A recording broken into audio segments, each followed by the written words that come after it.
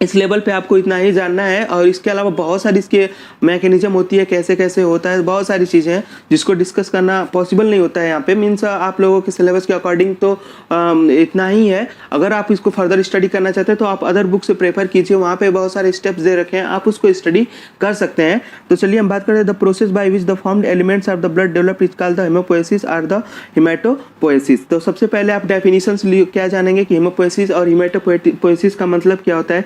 यानी blood cell के formation को ही हम क्या बोलते हैं, हेमोपोएसिस या हेमाटोपोएटिक सिस्टम बोलते हैं। मीन्स जब ब्लड सेल्स और ब्लड का फॉर्मेशन होता है तो उसे हेमोपोएसिस हम बोलते हैं।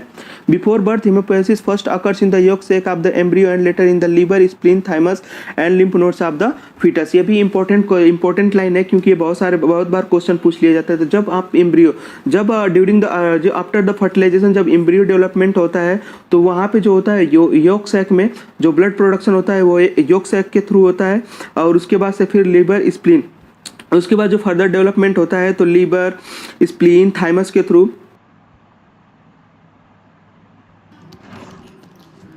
तो गाइज अगर आप ऑनलाइन इनकम करने में इंटरेस्टेड हैं तो गाइज ये वीडियो आपके आरबीसी का प्रोडक्शन होता है और उसके बाद लिम्फ नोड्स के द्वारा फीटस में लिम्फ नोड्स के द्वारा होता है। और फर्दर जो जब एडल्ट यानी कि जब ग्रोथ हो जाती है चाइल्ड, और चाइल्ड के बाद जब बेबी डिलीवर हो जाता है और धीरे धीरे मीन्स जब धीरे धीरे बोन मैरो का फॉर्मेशन या बोन फॉर्मेशन होने लगता है तो जो ब्लड सेल्स का प्रोडक्शन होता है वो बोन के थ्रू होने लगता है। तो ये सारी होता है development. Red bone marrow becomes the primary site of the haemopoiesis in the last 3 month before birth. यानी बिफोर बर्थ 3 मंथ यानी जो डेवलपमेंट चलता है, नॉर्मली 9 मंथ का डेवलपमेंट होता है एम्ब्रियो, फीटस का, एम्ब्रियो जो भी बोल सकते हैं आप। उसमें क्या होता है जब लास्ट 3 मंथ बचा होता है तो बोन मैरो का फॉर्मेशन स्टार्ट हो जाता है और वहीं से बोन मैरो क्या करता है, आरबीसी का प्रोडक्शन स्टार्ट कर देता है। और after the through out the life bone marrow help करता है ब्लड सेल फॉर्मेशन के लिए।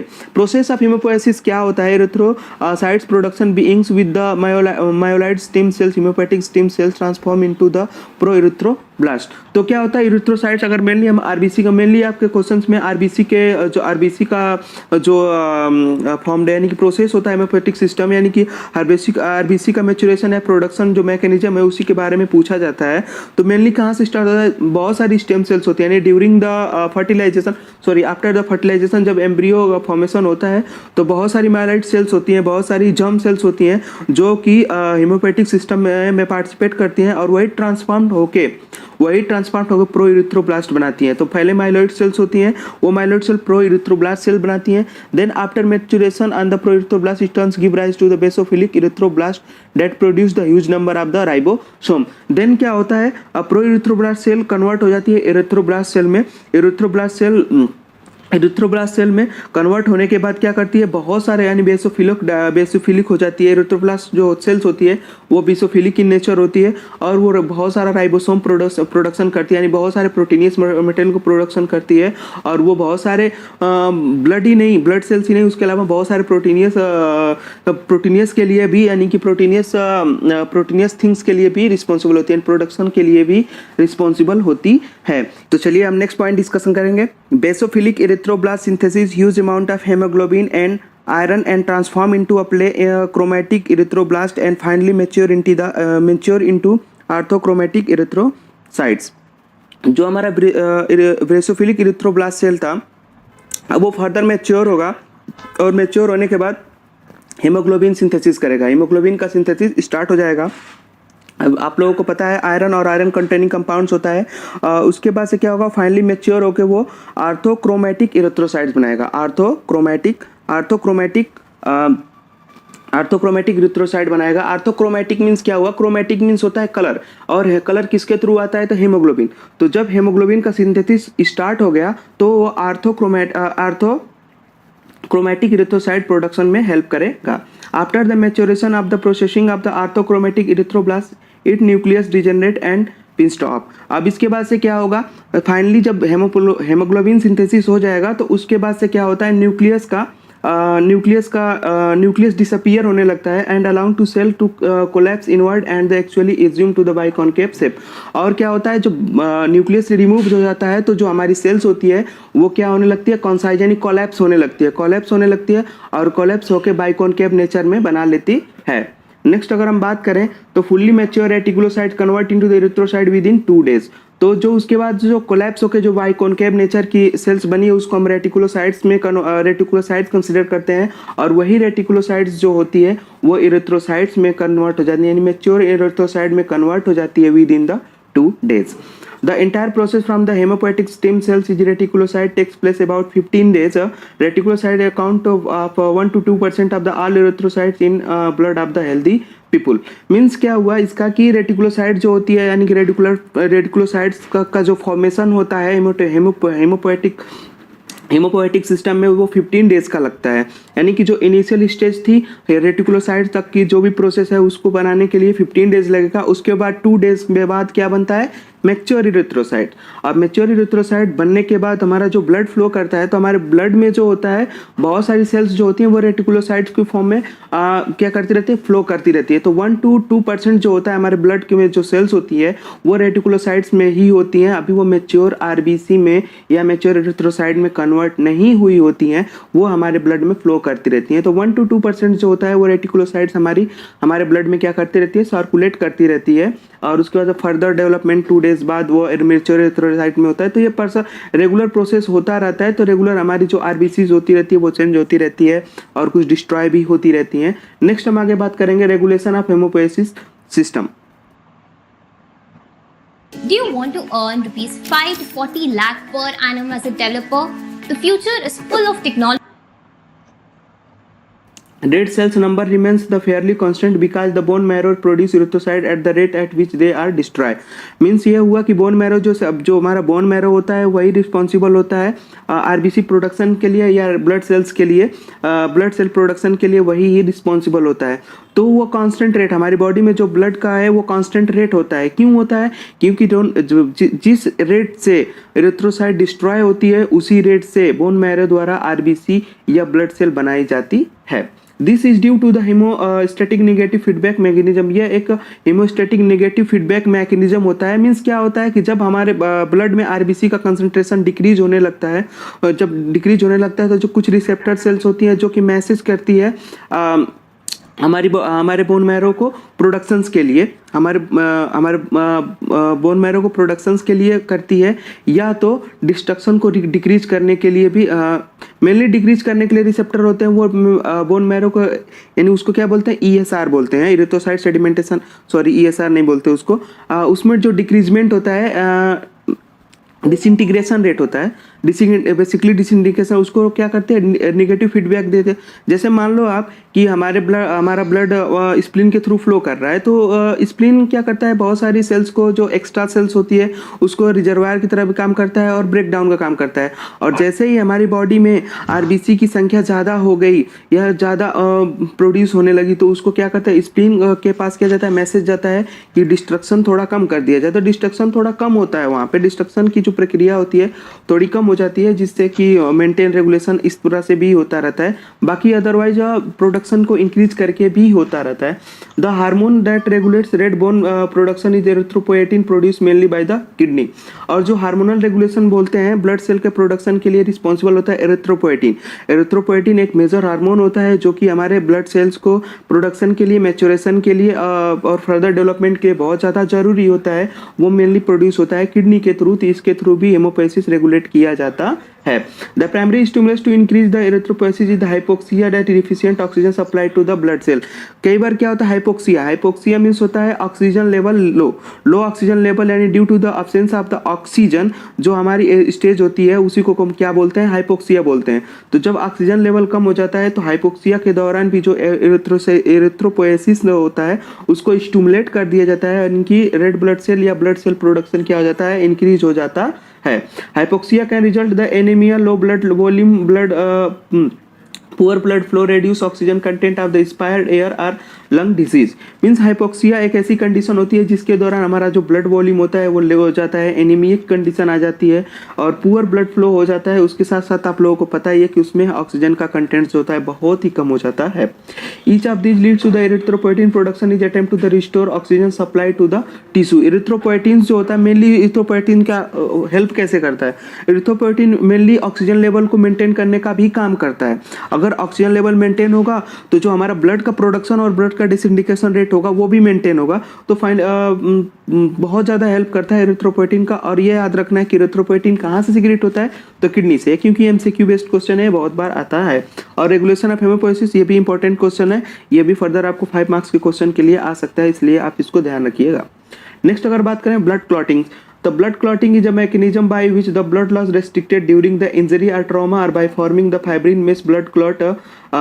blood clotting एक ऐसी प्रक्रिया होती है, ब्लड ऐसी मैकेनिज्म होती है जो कि ड्यूरिंग द इंजरी और कोई ट्रॉमा के दौरान होता है। जैसे अब मान लीजिए कोई कट लग जाता है उंगली पे, तो कुछ देर बाद ब्लड क्या होता है, वो ब्लड फ्लो क्या होता है, रुक जाता है। ये क्यों होता है? क्योंकि या फाइब्रिन मेश या ब्लड क्लॉट की वजह से ही होता है। वहाँ पे क्या होता है, डार्क रेडिश ब्राउनिश कलर का एक स्कम बन जाता है, यानी कि फाइब्रिन नेट बन जाता है जो कि हमारे ब्लड फ्लो को रोकता है। During this process platelets play a vital role because it contains the clotting factor. Blood clot prevent the microbial activity at the infected area.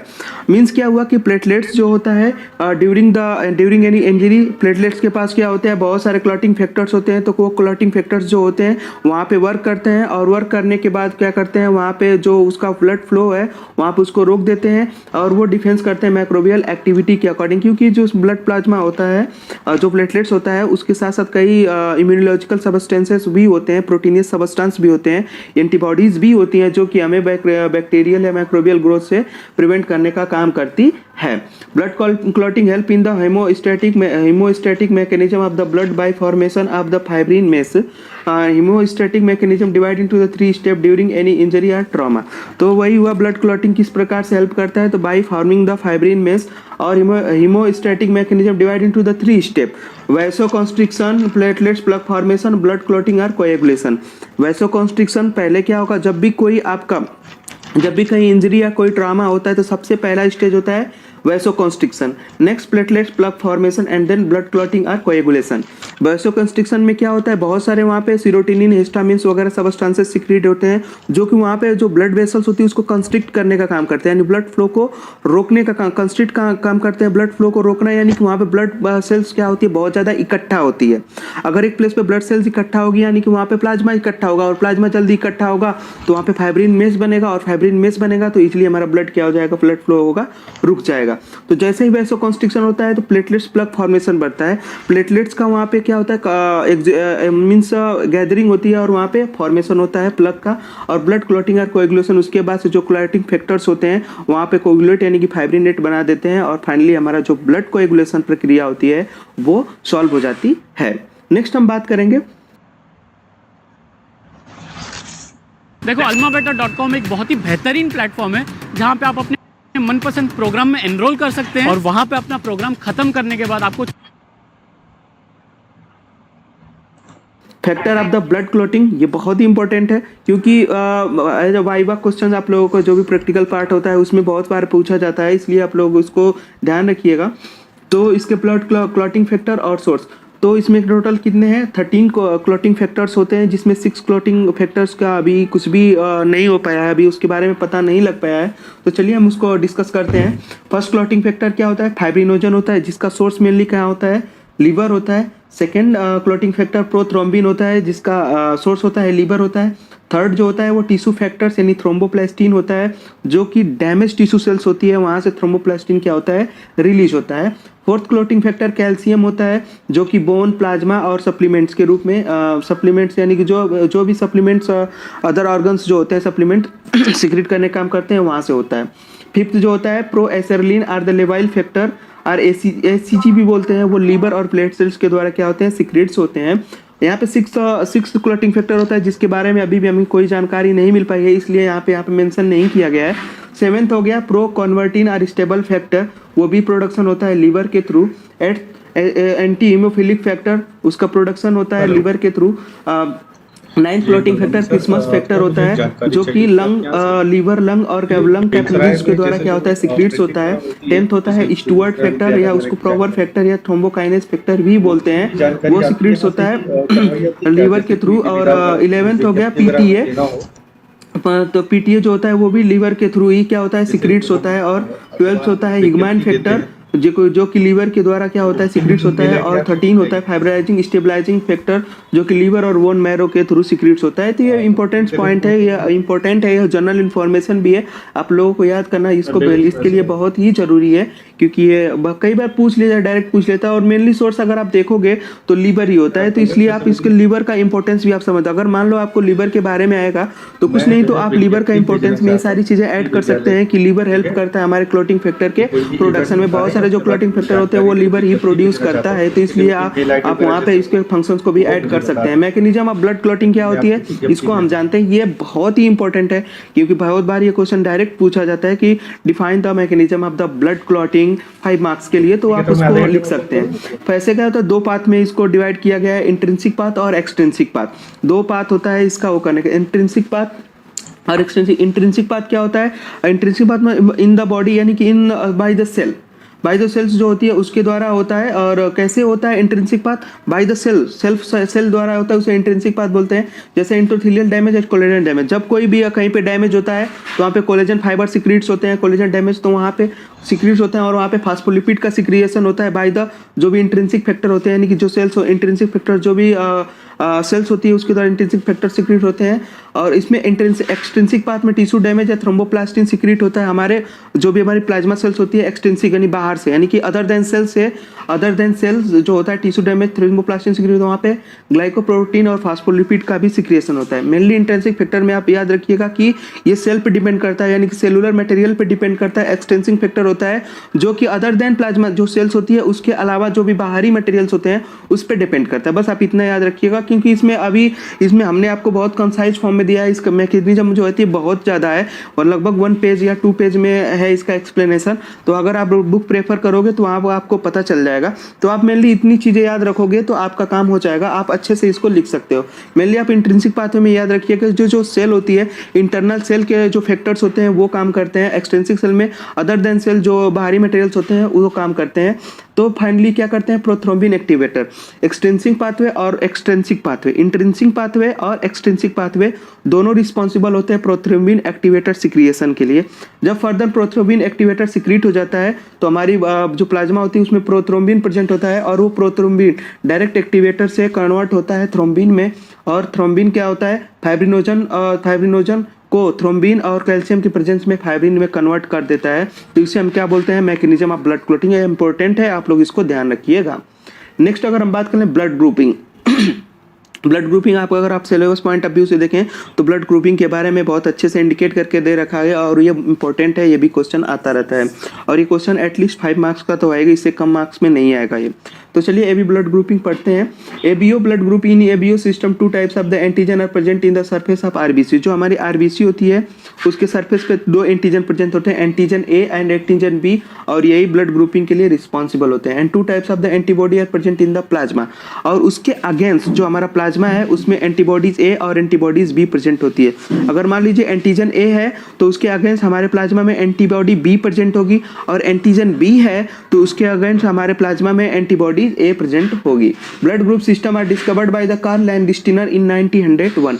सबसे पहले ब्लड ग्रुपिंग सिस्टम जो है 1901 में कार्ल लैंडस्टीनर के द्वारा स्टार्ट किया गया। तो ये जनरल क्वेश्चन है, आप लोगों को पता ही होना चाहिए। Determination of the ABO blood group depends upon the immunological reaction between the antigen and antibody. तो जो भी हम ये रिएक्शन कराते हैं एबीओ ब्लड ग्रुप हम डिटर्मिनेशन करते हैं वो मेनली इम्यूनोलॉजिकल रिस्पॉन्स के ऊपर ही डिपेंड करता है। अगर मान लीजिए आपके पास एंटीबॉडीज ही नहीं होगी तो फिर रिएक्शन होगी नहीं, और अगर रिएक्शन होनी ही नहीं है तो फिर हम ब्लड ग्रुप डिटर्मिनेशन नहीं कर पाएंगे। तो इसलिए डिपेंड करता है एंटीजन और एंटीबॉडीज पे। बेस्ड ऑन द प्रेजेंस और absence of the antigen A antigen B blood in divide into the 4 group given in the table. आगे फर्दर टेबल है उसमें दिया गया है।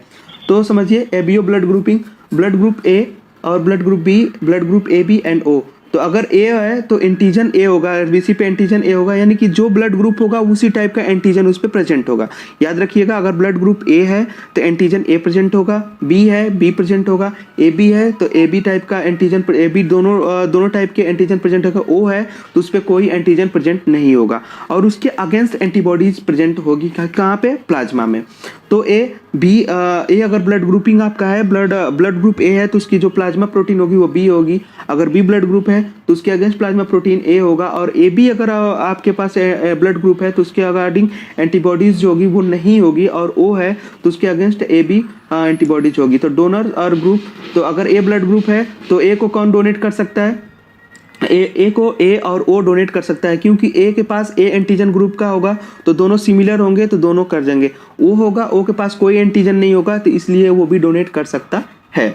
बी इसी प्रकार से donor group B and O, A B and O, और ओ के लिए डोनर ग्रुप ओ ही होगा। ठीक है, ओ के लिए वो डोनर ग्रुप क्यों होगा, क्योंकि ओ के पास क्या होता है, further A B blood group means further A B antibodies present है प्लाज्मा में। अगर आप ओ को अगर ए से ए या बी या ए बी वाले ब्लड ग्रुप को डोनेट करेंगे तो वहाँ पे एंटीजन और एंटीबॉडी रिएक्शन होने का चांस फुल है, क्योंकि वहाँ पे एंटीबॉडी ऑलरेडी प्रेजेंट है। तो इसलिए वहाँ पे हम ए बी को डोनेट नहीं कर सकते हैं, ओ को ही डोनेट कर सकते हैं। आरएच फैक्टर, आरएच ग्रुपिंग ये डिसाइड करता है, या इसको डी फैक्टर्स भी बोलते हैं। RH factor is an antigen present on the RBC. This antigen are discovered by the Landsteiner and Wieners. तो ये भी एक क्या होता है, ये भी एंटीजन प्रेजेंट होता है आरबीसी पे। इसको भी लैंडस्टीनर और विनर्स ने, it is first discovered in the rhesus monkey and hence is name as the Rh factor. सबसे पहले इसको रिसस मंकी में डिस्कवर किया गया था, इसलिए इसको हम आरएच फैक्टर के नाम से भी जानते हैं।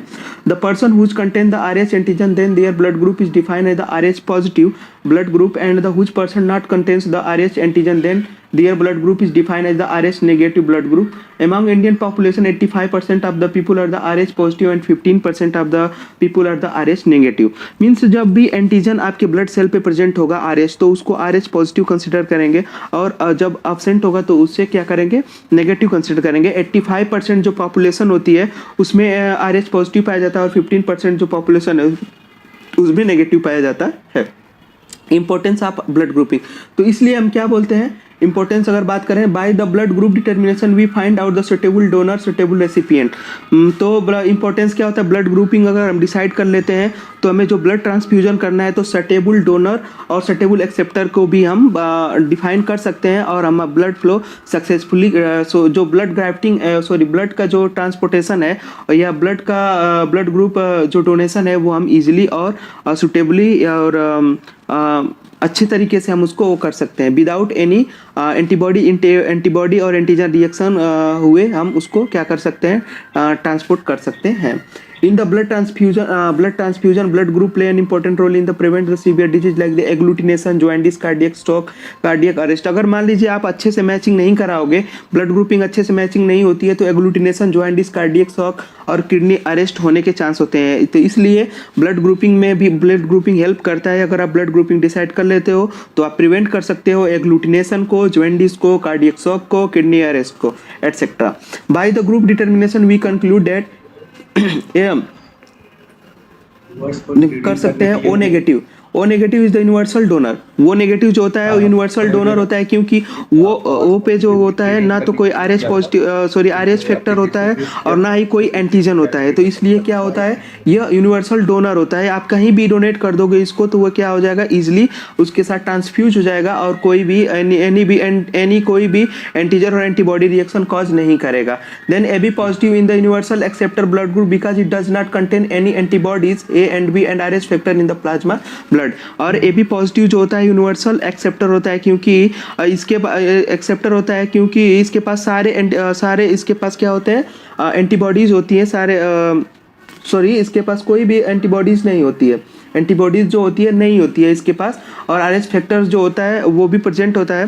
तो because it does not contain any antibody और आरएच फैक्टर प्लाज्मा में प्रेजेंट होता है। तो इसलिए अगर आप किसी टाइप का भी ब्लड ग्रुप डोनेट करते हो तो ये इजिली एक्सेप्ट कर सकता है। नेक्स्ट अगर बात करते हैं deficiency disease of the blood and the blood group, तो इसमें क्या होगा, anaemia, haemophilia, sickle cell anaemia, leukaemia and thalassaemia. तो कुछ डिजीज के नाम दिए गए हैं, इसको आपको ध्यान रखना होगा।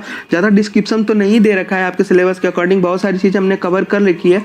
बाकी इसमें कुछ डिजीज के नाम दे रखे हैं, आप इसके बारे में फर्दर डिस्कस फर्दर किसी फर्दर बुक से प्रेफर करोगे तो आपको इसके बारे में जनरल नॉलेज के रूप में आपको मिल जाएगी, और ये जनरल चीज़ें हैं, आप लोगों को याद रखनी पड़ेगी।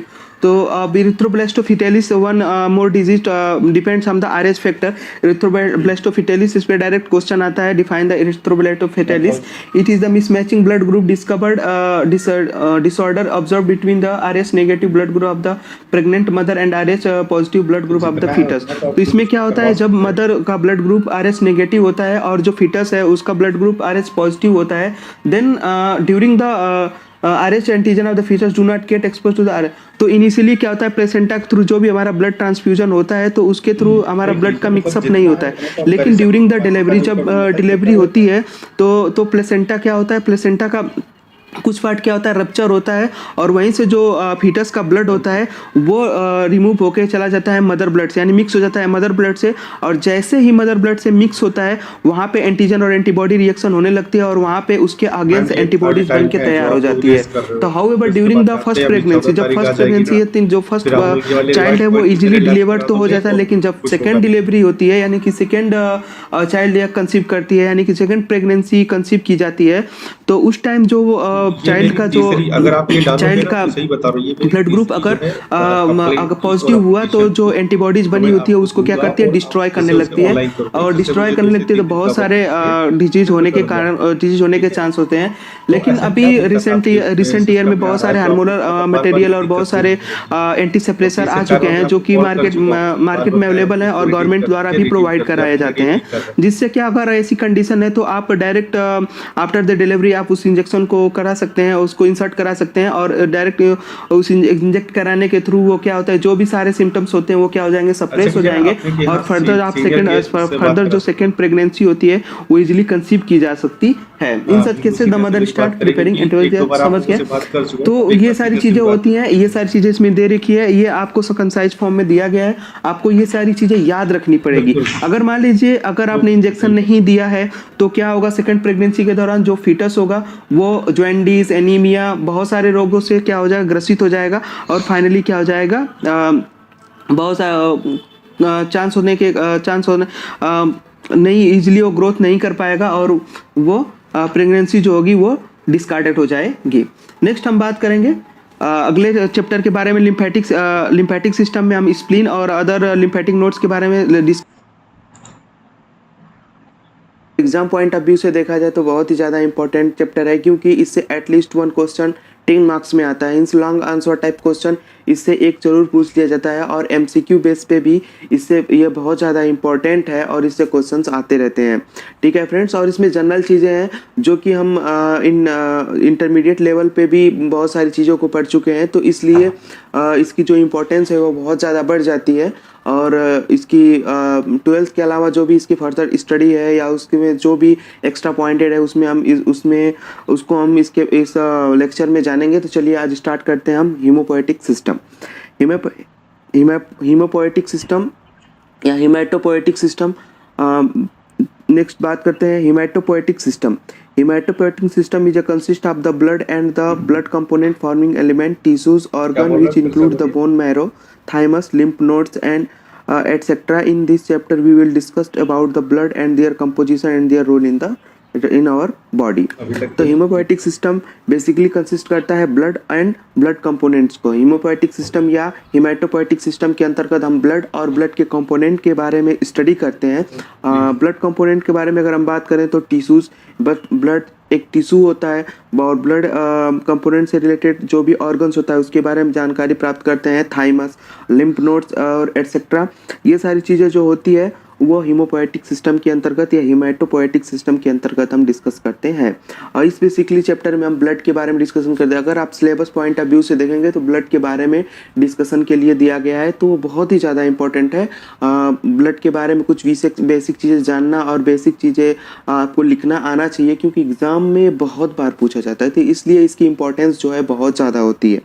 तो नेक्स्ट हम बात करते हैं Hematopoietic system also participate in the defense mechanism by producing the different type of immune regulation materials, antibodies, and prevent the microbial growth during any infection or manifestation.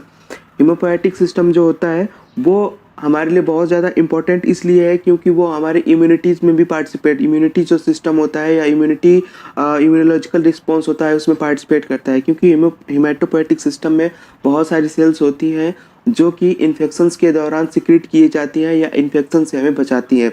जैसे WBC आप लोगों ने जनरली सुना होगा, WBC हमारे immune system में help करती है, तो वो कहाँ पे प्रेजेंट होती है? वो हेमाटोपोएटिक सिस्टम यानी ब्लड में ही प्रेजेंट होती है, ब्लड का एक सेल होता है। तो चलिए आगे हम बात करेंगे। Hematopoietic system regulation is transportation of the nutrients, material and gaseous exchange, and it is also act as connecting link between the one organ to another organ। जैसा कि हमने बताया था कि ब्लड कनेक्टिव टिश्यूज है, उसके अंतर्गत ब्लड सेल्स और ब्लड मटेरियल जो भी है, तो हेमोपोएटिक सिस्टम को भी ओवरऑल हम बोल सकते हैं यह एक तरह से कनेक्टिव टिश्यूज की तरह काम करता है, यानी कि वन ऑर्गन को दूसरे ऑर्गन से जोड़ने का काम करता है और ट्रांसपोर्ट का भी काम करता है। ब्लड आपको पता होगा, ब्लड हमारी बॉडी में, होल बॉडी में क्या होगा, सर्कुलेट करता है, तो इसलिए ये सर्कुलेशन में भी हेल्प करता है, तो यह ट्रांसपोर्टेशन में भी हेल्प करता है। तो ब्लड अकेले ट्रांसपोर्ट नहीं होता है, वो अपने साथ बहुत सारे न्यूट्रिएंट्स मटेरियल को भी ट्रांसपोर्ट करता रहता है। Major and accessory organ and part. Haemopoietic organs में अगर बात करें तो bone marrow, lymph nodes, thymus, spleen और हेमोटोपोएटिक ग्लैंड्स, ये सारी चीज़ें हमें डिस्कशन करनी होती है। एसेसरी पार्ट और उससे जो भी एसेसरी पार्ट्स होते हैं, मींस ये जो हो गया bone marrow, lymph nodes, thymus, spleen, haemopoietic gland, ये मेन ऑर्गन्स होते हैं जो कि हमें पढ़ना होता है। और एसेसरी ऑर्गन्स मींस जो उसे लिंक होते हैं, जो उसके साथ जुड़े हुए होते हैं, जो उसको हेल्प प्रोवाइड कराते हैं, उसे हम क्या बोलते हैं? एसेसरी ऑर्गन्स बोलते हैं। जैसे कनेक्टिंग लिंक्स हो गया, आर्टरी और वेन के थ्रू ब्लड फ्लो करता है, और फ्लूइड मटेरियल जो होता है, ब्लड और लिम्फ होता है जो मेनली फ्लो करता है। ये सारी चीजें हो गई इसमें पार्टिसिपेट करने वाली चीजें। नेक्स्ट अगर हम बात करें तो blood is the special type of fluid connective tissues which the consisting of the clear straw colour watery non living fluids, matrix, plasma and the living blood cells. Blood क्या होता है? ब्लड एक special type का connective tissues होता है, जैसा कि हमने बताया है कि यह एक कनेक्टिव टिश्यूज होता है जो एक ऑर्गन को दूसरे ऑर्गन से जोड़ने का काम करता है। यह clear straw colour watery non living fluid matrix होता है। जनरली कब हम इसको ब्लड को, अगर ब्लड में अगर सेल प्रेजेंट होगी तब उसमें जाके रेड कलर, ब्लड का रेड कलर आप लोगों को पता होगा क्यों होता है, क्योंकि हेमोग्लोबिन के कारण होता है, और हेमोग्लोबिन कहाँ होता है? RBC में होता है। अगर RBC हमारी सेल ब्लड में ना हो तो फिर हमारा ब्लड का कलर कैसा होगा? फ्लूइड होगा, कनेक्टेड मीन से क्लियर मैट्रिक्स की तरह होगा। ठीक है, जब ये लिविंग ब्लड सेल्स मीन्स जब लिविंग ब्लड सेल्स आती हैं, लिविंग ब्लड सेल्स आप क्या समझते हो? RBC में बोलते हैं न्यूक्लियस नहीं है, तो क्या ये लिविंग सेल्स नहीं है? नहीं, लिविंग सेल्स तो है, क्योंकि मेटाबॉलिज्म तो होते रहते हैं, क्योंकि गैसियस एक्सचेंज का जो भी प्रक्रिया होनी है वो सारी चीज़ें होती रहती हैं। तो इसलिए कुछ लिविंग सेल्स जब मिलती हैं ब्लड में तो तब जाके ब्लड का कलर जो होता है वो रेड कलर दिखता है। तो जनरली हम ब्लड को रेड कलर कंसीडर कर लेते हैं, लेकिन अगर कहीं पे लॉजिकल क्वेश्चन आए विदाउट, अगर आपको लिखा blood without any blood cells, then आप रेड कलर नहीं देंगे आंसर, देन आप clear straw colour watery fluid देंगे। अदरवाइज अगर बोला जाए कि ब्लड एंड इंक्लूडिंग मटेरियल कैसा कलर होता है, देन आप रेड कलर देंगे। और जनरल क्वेश्चन पूछा जाए कि ब्लड का कलर कैसा होगा, तो आप जनरली रेड ही बताएंगे। ठीक है, ऐसा क्वेश्चन होता है। लॉजिकल क्वेश्चंस होते हैं जो कि MCQ में बहुत ही ज़्यादा इंपॉर्टेंट होते हैं।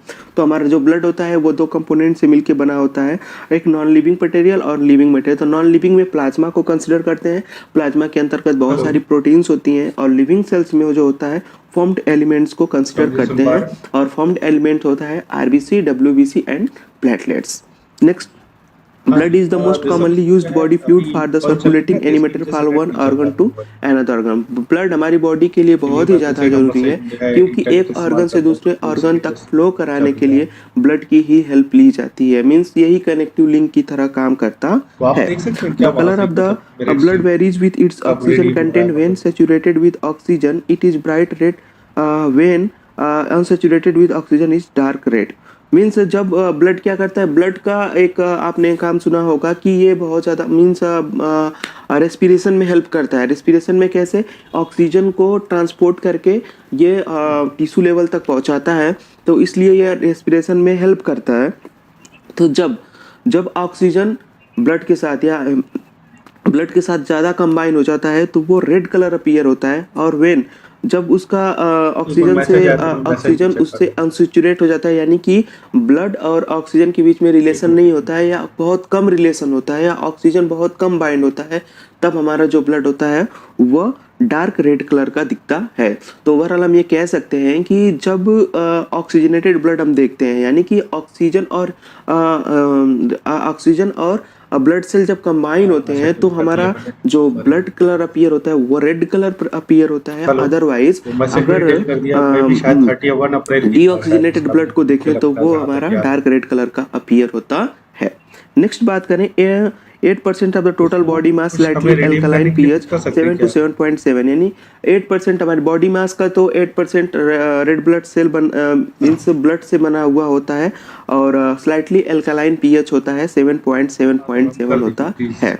Next, the blood volume is 5 to 6 litre in adult male and 4 to 5 litre in the adult female. ये वैल्यू भी याद करना बहुत जरूरी है क्योंकि कभी कभी क्वेश्चंस आ जाते हैं। तो क्वेश्चन कैसे आता है, किसमें सबसे ज़्यादा ब्लड होता है, मेल या फीमेल, और इसके एसरेशन और रीजन वाले क्वेश्चन आते हैं, इसमें ज़्यादा क्वेश्चन नहीं आते हैं, तो ये भी इम्पोर्टेंट है।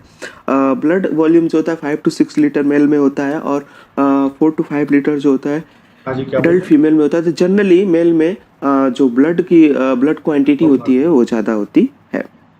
नेक्स्ट बात करेंगे कंपोजिशन ऑफ द ब्लड। बहुत ही इंपॉर्टेंट क्वेश्चन है ये, कभी कभी डायरेक्ट क्वेश्चंस में आ जाते हैं। 2 मार्क्स या 5 मार्क्स के क्वेश्चन में आप लोगों के एग्जाम में पूछ लिए जाते हैं कि what is about the composition of the blood, right the composition of the blood, right the consisting material of the blood. Then आपको ये कंपोजिशन के बारे में लिखना होगा।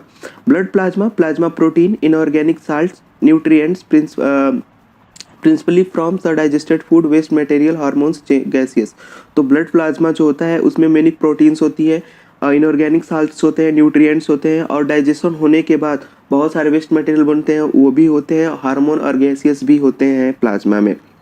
फॉर्म्ड एलिमेंट के अगर बारे में बात करें तो आरबीसी, डब्ल्यूबीसी और प्लेटलेट्स आप लोगों को पता है ये।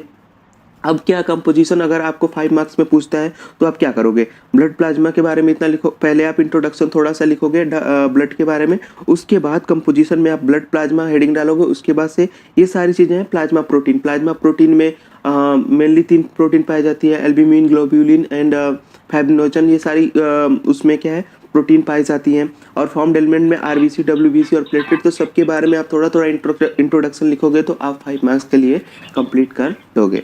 नेक्स्ट हम बात करते हैं ब्लड प्लाज्मा क्या होता है। जैसा कि हमने बताया ब्लड प्लाज्मा का इंट्रोडक्शन आप लिखोगे, plasma is the straw colour fluid constituting nearly 50% of the blood. Blood में क्या होता है, प्लाज्मा यानी कि स्ट्रॉ कलर्ड फ्लूइड होता है। प्लाज्मा जो होता है स्ट्रॉ कलर फ्लूइड होता है जो कि टोटल 55% यानी 55% ऑफ द ब्लड होता है। ब्लड का पूरा कंपोजिशन का 55% क्या होता है, प्लाज्मा होता है। और इसमें अबाउट 90 to 92% क्या होता है, वाटर होता है और प्रोटीन का जो परसेंटेज होता है वो 6 to 8% होता है। Blood cell and plasma can be separated by the centrifuge by the gravity when blood is allowed to stand. The cell are the heavier than the plasma and sink to the bottom and any sample. अब क्या करना है कि plasma और हमें blood के बारे में डिस्कशन करना है, तो आप कैसे करोगे, आप जनरली तो उसको पहचान नहीं पाओगे। तो जब आप लेबोरेटरी में जाते हो या लेबोरेटरी में आप ब्लड टेस्ट के लिए जाते हो, तो जाया करें तो वहाँ पे थोड़ा सा ऑब्जर्व करने की कोशिश करें कि आखिर उसमें ब्लड टेस्ट कैसे किया जा रहा है। तो उसमें बेसिकली क्या होता है, सेंट्रीफ्यूज होता है, या जनरली आपका ब्लड अगर आप एक टेस्ट ट्यूब में आप रखते हो तो उसमें से जो फॉर्म्ड एलिमेंट्स होंगे, जो भी हैवियर पार्टिकल्स होंगे, वो नीचे सेटल डाउन हो जाते हैं और ऊपर जो होता है proteinaceous materials and other inorganic substances होते हैं जो आ जाते हैं, उसी को हम प्लाज्मा के रूप में कंसिडर करते हैं। तो इसलिए सेंट्रीफ्यूज होता है मेनली। अगर लैब में जाओगे तो सेंट्रीफ्यूज होगा, उसमें क्या किया जाता है, ब्लड को एक ट्यूब में रख दिया जाता है और सेंट्रीफ्यूज को रोटेट कराया जाता है। रोटेट करने के बाद जो फार्म पार्टिकल्स होते हैं वो सेटल डाउन हो जाते हैं बॉटम में, और देन प्लाज्मा जो होता है वो क्या होता है, ऊपर लेयर के रूप में आ जाता है, उसी को हम कंसिडर कर लेते हैं blood plasma. Serum is the plasma from where the clotting factor has been removed. तो सीरम किससे बोलते हैं हम, the serum in plasma serum क्या होता है, जब आप ब्लड सेल्स जब आप सेंट्रीफ्यूज करेंगे तो उसमें आपको प्लाज्मा मिलेगा और हैवियर पार्टिकल्स मिलेंगे। तो आप वहाँ से अगर प्लाज्मा को कलेक्ट कर लेते हैं, उसमें से क्लॉटिंग फैक्टर्स जो भी हमारे ब्लड क्लॉट के लिए जो भी प्रोटीन्स रिक्वायर होती है वो मेनली प्लाज्मा में ही प्रेजेंट होती है। अगर प्लाज्मा में से क्लॉटिंग फैक्टर या क्लॉटिंग प्रोटीन को हम रिमूव कर दें तो जो भी सबस्टेंस या जो भी मटेरियल बचेगा उसी को हम कंसिडर करेंगे सीरम के रूप में। ठीक है।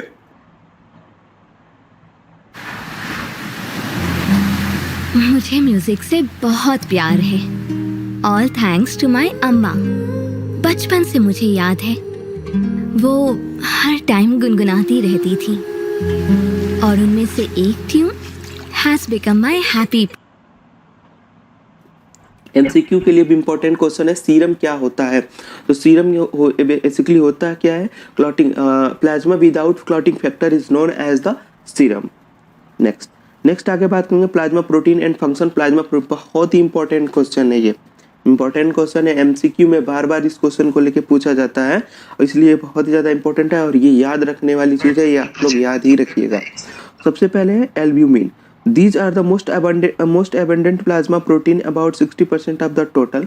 यानी कि प्लाज्मा में जितनी भी प्रोटीन पाई जाती है उसका 60% एल्ब्यूमिन पाया जाता है। And their main function is maintain the normal plasma osmotic pressure. और जो भी ऑस्मोटिक रिलेटेड जो भी प्रेशर रिलेटेड प्रक्रिया होती है हमारे प्लाज्मा में, उसको रेगुलेट करने का काम कौन करता है, एल्ब्यूमिन करता है।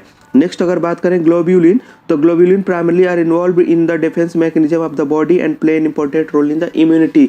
तो जो हमारा ग्लोब्यूलिन होता है वो प्राइमरली पार्टिसिपेट करता है डिफेंस मैकेनिज्म में और इम्पॉर्टेंट रोल प्ले करता है हमारी इम्यूनिटी में। देन फाइब्रिनोजन के बारे में बात करें तो these protein are responsible for the coagulation of the blood. और फाइब्रिनोजन जो प्रोटीन्स होती है वो हमारे कोएगुलेशन में हेल्प करती है। तो इसमें से आप तीनों प्रोटीन में देखोगे तो जनरली आपको याद रखना है कि जो एल्ब्यूमिन होता है वो 60% सबसे ज़्यादा पाया जाता है प्लाज्मा प्रोटीन्स में और हेल्प करता है और प्रेशर से रिलेटेड, यानी कि प्लाज्मा ऑस्मोटिक प्रेशर से रिलेटेड जो भी प्रक्रिया होती है उसमें वो हेल्प करता है।